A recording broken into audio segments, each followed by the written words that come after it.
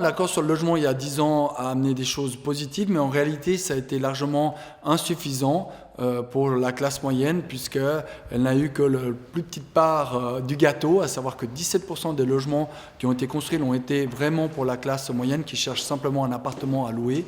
Et le Conseil d'État entend vraiment pour ces prochaines années mettre l'accent en faveur de la classe moyenne qui paye des impôts, qui très souvent a dû d'ailleurs s'expatrier en dehors du canton pour trouver un loyer abordable et qui nous importe à nous de garder sur notre territoire.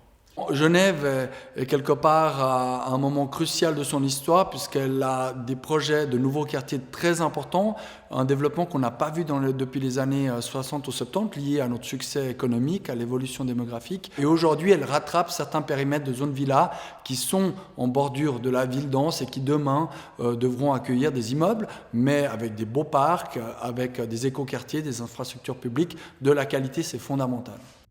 Bon, le protocole d'accord sur le logement d'il y a 10 ans a permis de détendre un petit peu la situation en modifiant des catégories de logements qui devaient être construites entre les logements sociaux et les logements plus libres. Il y a plus de logements qui sont construits depuis 4-5 ans.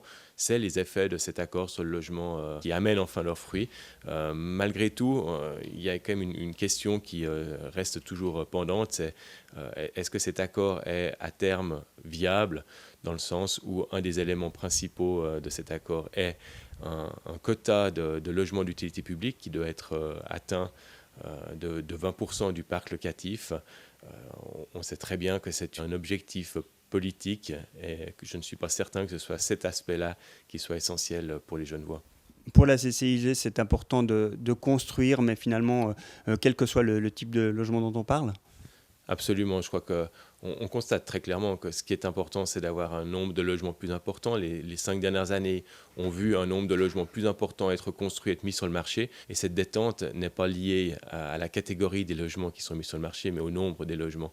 Et je crois que c'est vraiment dans cette optique qu'il faut aller. Une personne qui acquiert un bien en PPE libère un logement locatif. Donc il y a un moment, c'est un roulement naturel qui se fait. Ce qui est important, c'est qu'il y ait des logements à disposition, qu'ils soient en propriété, qu'ils soient en location, qu'ils soient en location libre ou subventionnée, qu'ils soient LUP, qu'ils soient HBM, ça n'a pas une grande importance en réalité.